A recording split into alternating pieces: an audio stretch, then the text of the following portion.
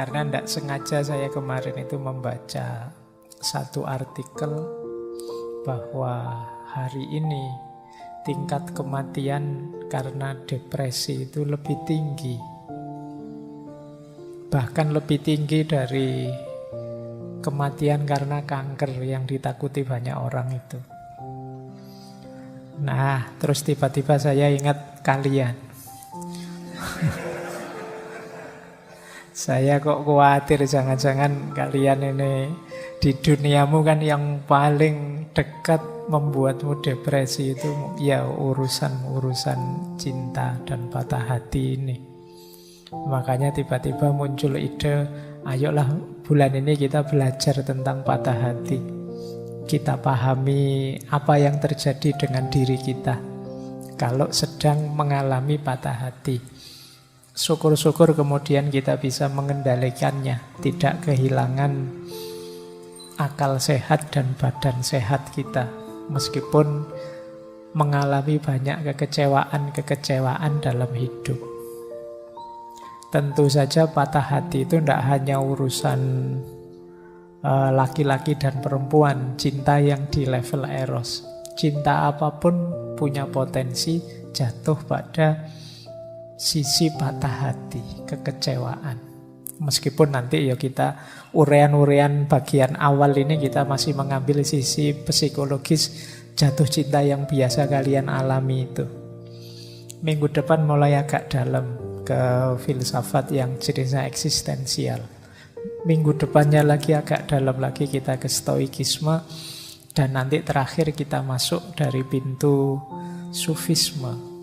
Nah, paling tidak pelan-pelan kita selami diri kita memahami fenomena yang namanya patah hati ini. Dan itu ya memang bagian dari skenario ujiannya Allah untuk hidup kita di dunia ini. Kita mengalami namanya patah hati. Baik, bismillah ya, pelan-pelan. Ini belajar beneran malam hari ini, jadi bukan pengajian. Jadi kita sinau bareng. Bismillah ya, nambah wawasan. Saya awali dari sini. Saya ingin masuknya dari dunia emosi. Ini mungkin wawasan ini beberapa di antara teman-teman sudah paham. Jadi ada psikolog ahli jiwa namanya David Hawkins. Dia membahas tentang kesadaran manusia. Jadi dia bukunya judulnya Power and Force, An Anatomy of Consciousness, The Hidden Determinant of Human Behavior. Jadi ini diri kita ini, tingkat kesadaran kita itu hari ini ada di mana. Hawkins ini membuat semacam metrik, semacam peta. Terus dia skor itu mungkin level energinya. Jadi hidup kita ada di level kesadaran yang mana? Itu ada sekitar 8 tambah 9, 17 level.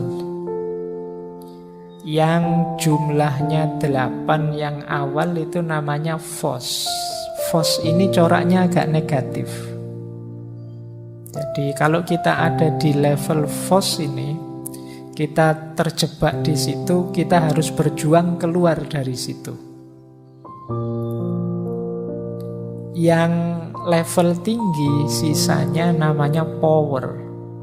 Kalau power ini dimensi ketika kita mengembangkan diri, berarti kita sudah meningkat dari kondisi FOS tadi. Nah, ini sisi-sisi kesadaran kita. Ini ada 17 tadi. Yang paling rendah malu, yang paling tinggi pencerahan. Ya tentu saja mungkin dalam diri kita ada banyak. Saya sudah levelnya cinta Pak, tapi kadang-kadang ya ada malunya, kadang ada takutnya ya. Tapi ini yang dimaksud yang dominannya. Ada orang yang dominan dalam hidupnya itu isinya rasa malu saja. Sehingga dia merasa minder, tak berdaya, tak berharga. Ini level kesadaran paling rendah kalau versinya Hawkins. Nah, paling tingginya itu pencerahan. Makanya dia menskor energinya, level paling rendahnya 20, level paling tingginya 1000. Nah, ini mungkin menarik untuk teman-teman bahan refleksi. Saya itu dominannya ada di mana? Kesadaranku. Kalau yang paling rendah malu tadi ya, rasa minder, tak berharga, itu powernya 20. Energi 20 itu ya sulit kita mengharapkan kontribusi besar dari kita untuk hidup. Jadi ini orangnya agak mungkin sangat-sangat introvert, merasa minder, merasa tak berharga. Yaitu nanti patah hati itu ada di mana, cinta ada di mana. Nanti kita lihat betapa jauhnya drop kesadaran dari cinta jadi patah hati. Apalagi terus gara-gara patah hati terus minder. Cinta itu kan 500. Begitu terus jadi minder, malu. Mungkin minder karena wah berarti saya ini tidak layak dicintai atau tidak layak mencintai orang, terus jadi minder. Itu kita drop jadi 20 energinya. Dari sangat aktif luar biasa jadi turun. Naik satu level dari malu ada menyalahkan diri, rasa bersalah. Ini kadang-kadang orang patah hati kan juga bisa menyalahkan diri. Salahku, wong ya cuma minta setia saja aku kok ndak bisa. Ya, terus kamu kecewa, menyalahkan dirimu. Itu hidup dalam rasa bersalah, itu level energinya cuma 30. Susah produktif, pasti susah kreatif. Naik satu level ada lebih tinggi, tapi juga tidak kalah buruknya. Namanya apatis. Ini wujudnya biasanya putus asa. Jadi sudah tidak ingin apa-apa lagi. Bangkitlah, sudah tidak mau. Ayo perjuangkan, tidak mau, sudah apatis, sudah tidak mungkin aku sukses, tidak mungkin aku bisa dapat lagi. Sudah gonta-ganti berapa kali kok terus putus terus, sudahlah, tidak usah mikir itu lagi. Ini apatis namanya. Orang kok dominan hidupnya apatis, isinya putus asa saja, ya pasti tidak produktif. Jadi tingkat kesadarannya masih rendah. Naik satu level menyesal. Menyesal lumayan 75, tapi itu pun masih kelompok rendah.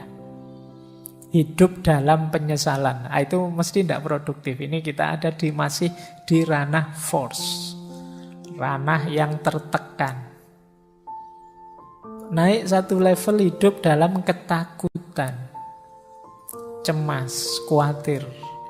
Ini 100 nilainya. Nah, nilai 100 itu ya masih 10%-nya, karena yang paling tinggi 1000. Jadi kalau kalian hidup dalam ketakutan itu masih di lingkup rendah. Nah, ini sudah mulai agak agresif, tapi tetap konotasinya negatif. Di atas ketakutan ada ambisi. Hidup tidak terkendali, penuh ambisi. Ini level keinginan. Jadi orang yang hidupnya dikejar-kejar ambisi secara tidak terkontrol. Nah, ini juga masih negatif. Di atas ambisi ada marah. Marah pada seseorang itu kan manifestasi kebenciannya. Orang yang patah hati itu biasanya ada bencinya. Kadang-kadang ada juga sedikit ambisinya. Ambisi ingin balas dendam. Aku dicurangi, hati-hati saja. Tunggu saja, rasakan besok misalnya. Gusti Allah ora sare. Itu sebenarnya kan banyak yang bilang kalimat itu sebenarnya menunjukkan kondisi jiwa yang dendam.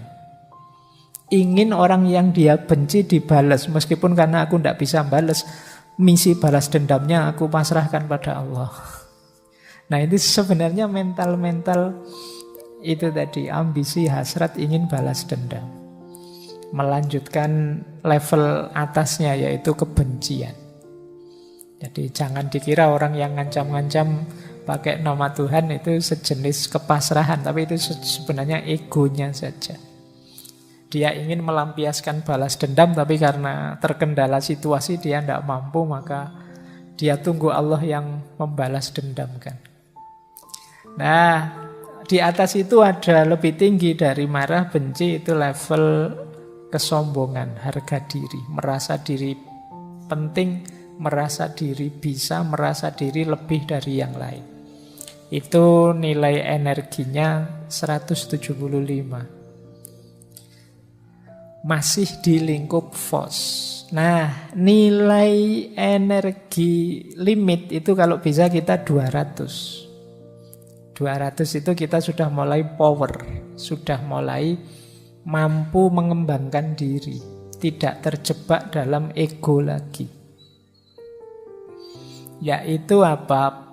Yang 200 ini berani. Berani itu kan sifat moderat antara nekat dengan pengecut. Jadi berani itu siap bergerak, siap maju, tapi penuh perhitungan, tegas. Ini level 100. Jadi hiduplah dalam keberanian minimal. Itu kalian ada di ranah power. Ada lagi lebih tinggi. Istilahnya Hawking itu netralitas. Meskipun mungkin arahnya pada keyakinan. Hidup dengan mantap yakin. 250 powernya. Atau hidup dalam optimisme. Ini beda dengan keinginan tadi. Kalau ini mungkin terjemahannya kemauan. Optimis, tidak pesimis. 310. Lebih tinggi lagi memaafkan. Memaafkan itu powernya besar. 350. Lebih tinggi lagi berpikir. Nah, limit yang kedua kalau teorinya Hawking, selain 200, perhatikan limit 500 itu. 500 ke atas kita mengalami puncak-puncak tujuan-tujuan ideal hidup. Hidup dalam cinta, naik lagi lebih tinggi hidup dalam sukacita, hidup dalam kegembiraan, ketenangan, naik satu level lagi hidup dalam kedamaian, kebahagiaan, dan puncaknya adalah hidup dalam pencerahan. Jadi kalau pencerahan ini tidak bisa dijelaskan sudah. Kita yang merasakan. Ini momen kalau di ilmu ini momen eureka. Momen wow, momen ketakjuban, momen Allahu Akbar.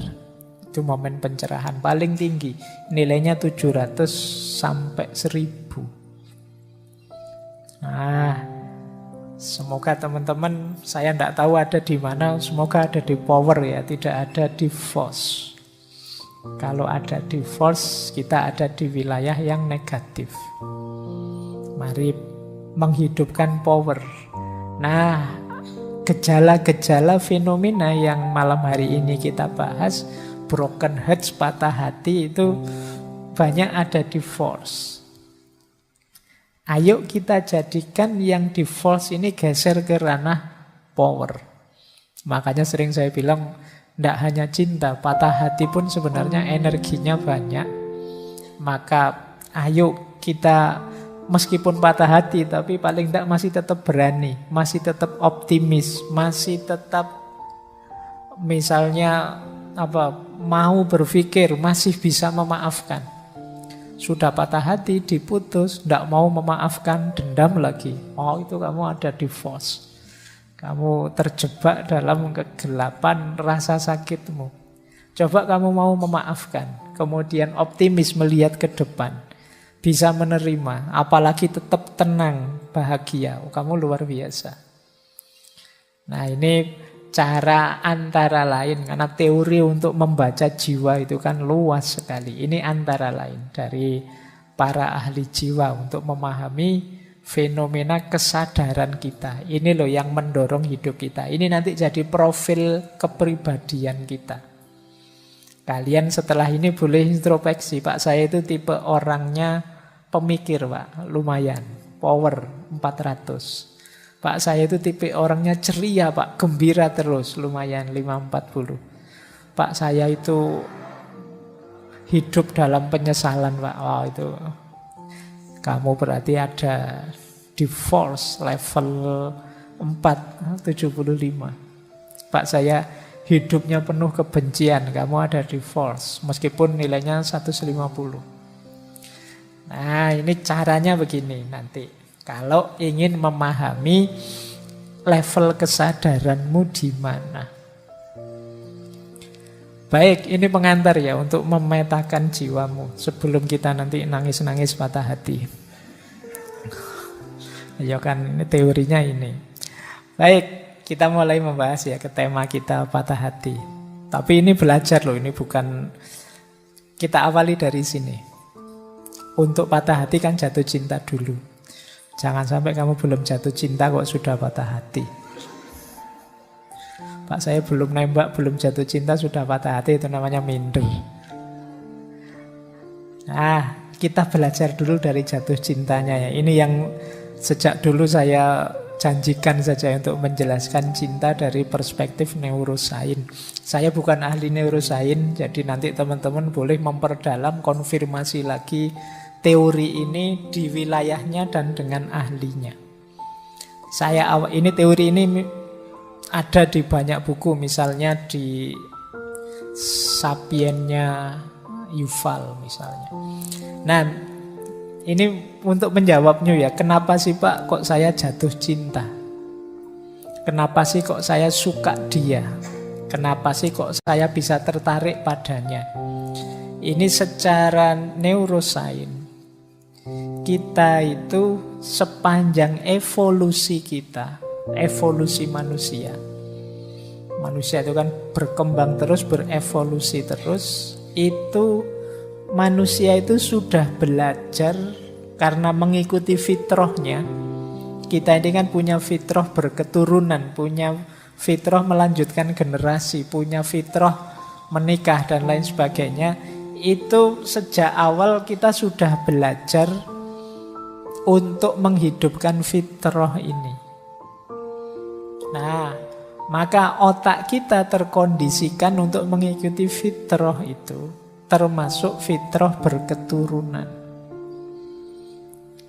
Nah, maka generasi manusia awal itu juga sudah punya ideal-ideal, pasangan yang menurut mereka cocok untuk melanjutkan generasi. Nah, mungkin ada yang menganggap ini cari saja yang subur, yang cirinya begini. Cari saja yang aktif, yang cirinya begini. Cari saja. Itu nenek moyang kita sudah punya standar-standar. Mereka belajar. Oh, jangan menikah dengan perempuan kayak gini deh. Kalau kayak gini itu. Nanti perempuan jangan mau kalau dinikahi laki-laki kayak gitu deh. Ini sepanjang sejarah manusia itu belajar tentang ini. Sejak era purba manusia sudah belajar. Nah, pelajaran ini direkod dalam otak manusia. Yang itu kemudian lama-lama terkumpul, sandinya tersimpan di otak kita dalam sinyal-sinyal saraf-saraf otak kita. Jadi itu warisan nenek moyang kita. Di dalamnya ini ada sirkuit macam-macam, termasuk tadi standar-standar pasangan ideal. Yang itu nanti didukung oleh hormon neurotransmitter yang ada di kepala kita. Jadi sandinya sudah ada. Misalnya tipe ideal istri versi Indonesia mungkin beda dengan tipe ideal versi Afrika atau versi Amerika. Versi Melayu mungkin beda dengan tipe ideal versi manalah, India atau mana. Ini sesuai rekod cetak yang ada di kepala kita. Ini warisan nenek moyang kita. Nah, selanjutnya isi kepala yang isinya sandi-sandi itu akan jadi secara tidak sadar jadi standar kita. Kalau melihat pasangan yang menurut sandi-sandi tadi cocok, menurut sirkuit-sirkuit tadi cocok. Itulah mengapa kadang-kadang bagi temanmu, sahabatmu yang satu ini tidak menarik, tapi kok malah temanmu yang satunya jatuh cinta sama dia, itu mungkin ada warisan-warisan standar yang cocok. Nah, mungkin misalnya nenek moyangmu dulu trauma punya pasangan kok merengut saja, terus dia punya pokoknya cari istri yang murah senyum lah besok misalnya. Itu terus jadi tergambar di kepalamu, terpola, nanti ini mungkin lama-lama diwariskan. Makanya saya pernah baca buku terjemahan itu yang isinya, jangan jadi orang yang murung karena kemurunganmu akan diwariskan ke generasi selanjutnya. Jadi orang yang ceria, jadi orang yang bahagia. Makanya jangan pakai rumus, saya susah ndak apa-apa Pak, yang penting anak saya besok seneng. Itu ndak laku kalau pakai teori ini. Kalau kepingin anakmu, generasimu yang akan datang seneng, kamu harus jadi orang yang gembira juga. Nah, ini asal-usulnya. Kenapa kok kamu bisa jatuh cinta sama dia? Kemungkinan standarnya dia cocok dengan standar yang ada di kepalamu. Yang ini mungkin kamu tidak sadar. Oh enggak kok Pak, saya itu tiba-tiba saja seperti ada yang narik terus jatuh cinta sama dia. Saya tidak pakai mikir. Ya sebenarnya itu karena sudah ada pola, sudah ada standar yang ada di kepalamu. Jadi ketika standar ini secara tidak sadar ketemu, itu mungkin kayak lampu ninu-ninunya itu bunyi terus. Wah ini cocok ini. Nah, yo alhamdulillah kalau yang membunyikan standarmu itu dia juga bunyi standarnya. Nah, berarti sama-sama jatuh cinta. Kalau tidak ya kamu bunyi sendirian. Jadi bertepuk sebelah tangan kamu. Ah, itu cikal bakalnya patah hati di situ. Jadi kalau kamu ketemu kok terus sinyalmu bunyi, kamu boleh tanya, sinyalmu bunyi juga enggak? Nah, kalau ternyata enggak, ya kamu siap-siap sudah ancang-ancang mundur. Nah, ini awalnya begini. Nah, yang penting bukan ini, yang penting selanjutnya. Setelah jatuh cinta, ini yang menarik. Pusat-pusat rasional di otak kita macet. Jadi otak emosionalnya meluap. Jadi yang kuat sekali emosinya, rasionalnya macet. Itu kenapa jatuh cinta itu sering kelakuannya orang jatuh cinta itu tidak logis, tidak masuk akal. Orang jatuh cinta itu seperti orang mabuk. Bahkan ada yang bilang orang jatuh cinta itu seperti orang pecandu narkoba. Ketika orang kecanduan itu kan selalu ingin dapat itu terus. Kalau biasanya nyuntik ya suntikan terus. Jadi kalau kalian saking rindunya gelisah pengen ketemu sampai rasanya bolak-balik, itu persis seperti orang sakau. Rumusnya memang begitu. Gejala kimia yang ada di otakmu begitu. Jatuh cinta itu semacam ketergantungan.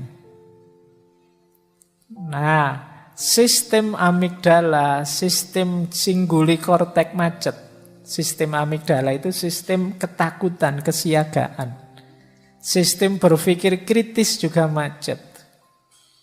Jadi, akhirnya apa? Banyak orang bilang, wah orang mencintai itu tidak masuk akal, tidak rasional.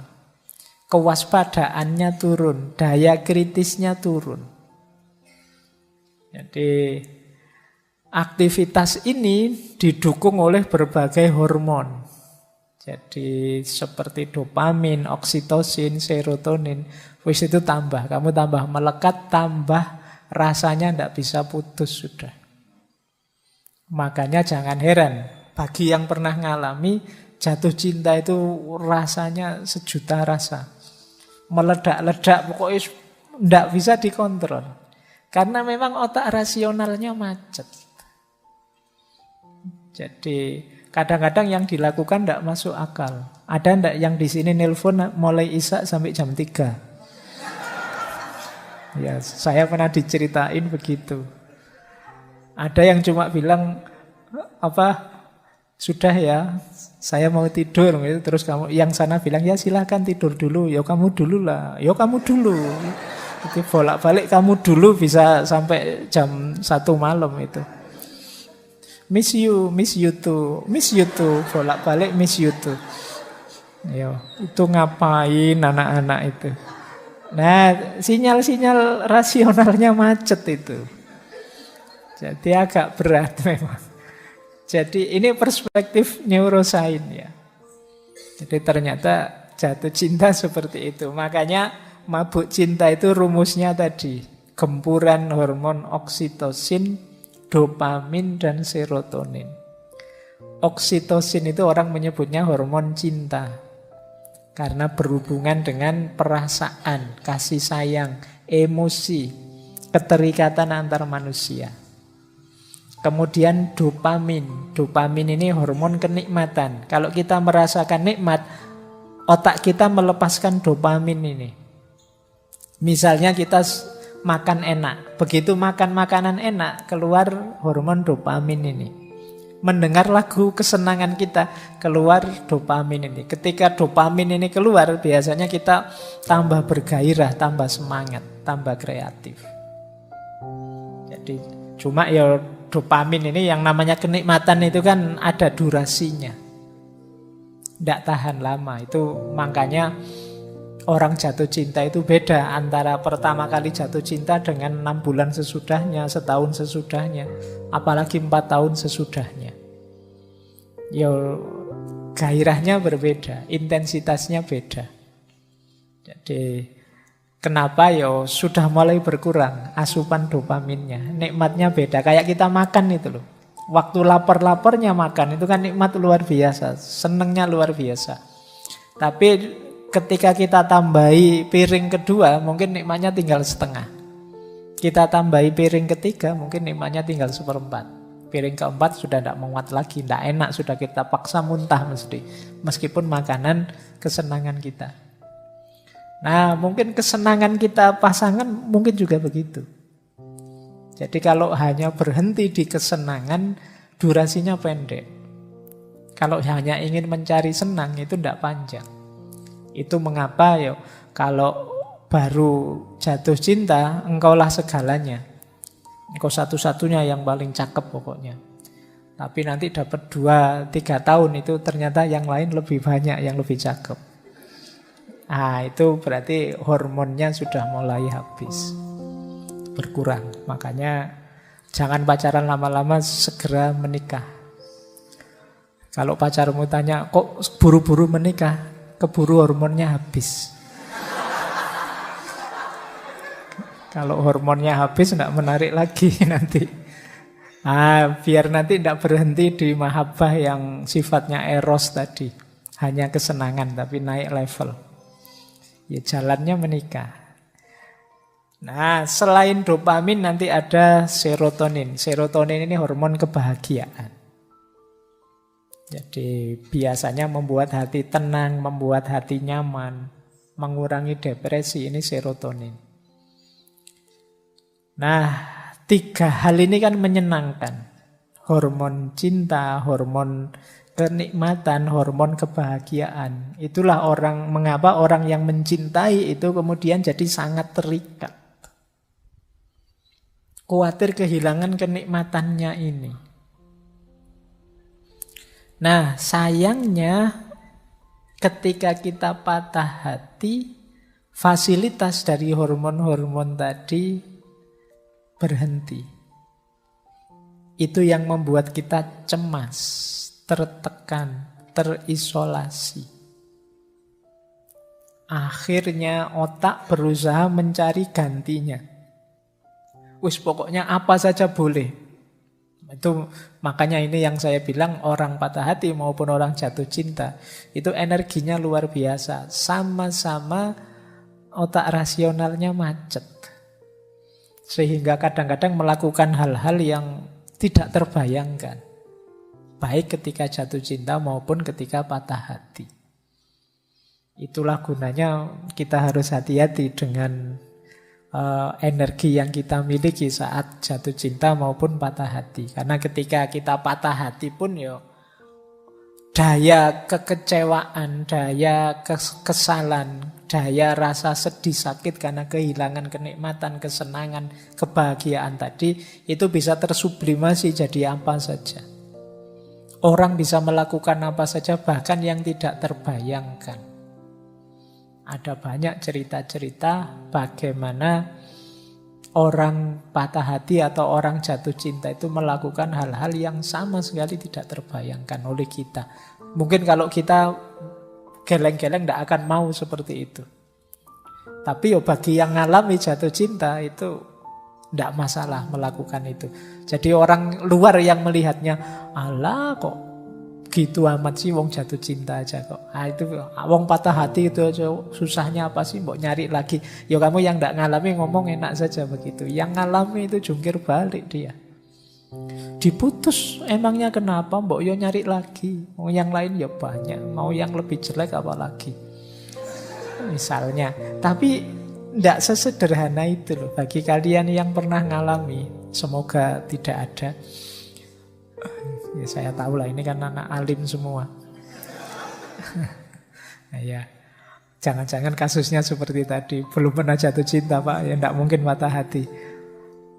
Tidak masalah bahwa orang yang patah hati itu bagi dia tidak masalah dia melakukan apapun asal bisa ada ganti dari kenikmatan, kebahagiaan, rasa cinta tadi yang sekarang hilang. Karena sebelumnya sudah terlalu melekat ke sana. Nah, ini kalau dijelaskan secara neurosains ya, secara hormonal. Maka sebenarnya tema bulan ini itu saya dedikasikan untuk yang patah hati. Ayo kita temani mereka.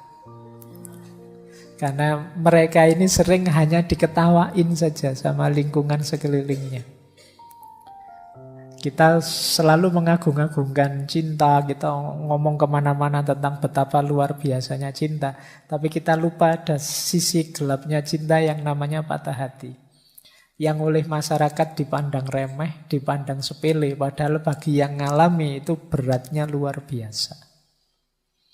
Jadi kita mungkin susah menasehati mereka. Saya bilang tadi banyak saluran-saluran rasional yang mampet, tapi paling tidak kita bisa menemani mereka. Nah, itu sebenarnya tujuannya, biar mereka juga merasa ternyata yang aku rasakan ini sesuatu yang penting. Mereka ini mungkin agak paradok. Masyarakatnya bilang, alah begitu aja. Alah wong tidak penting saja. Tapi kok sakitnya seperti ini ya? Kok beratnya seperti ini ya? Baik. Oke ya, ini penjelasan perspektif neurosainsnya. Nah, yang ingin lebih dalam boleh nanti. Hari ini banyak buku-buku yang menjelaskan ini. Bagaimana kondisi otak, situasi otak saat orang mengalami jatuh cinta maupun patah hati.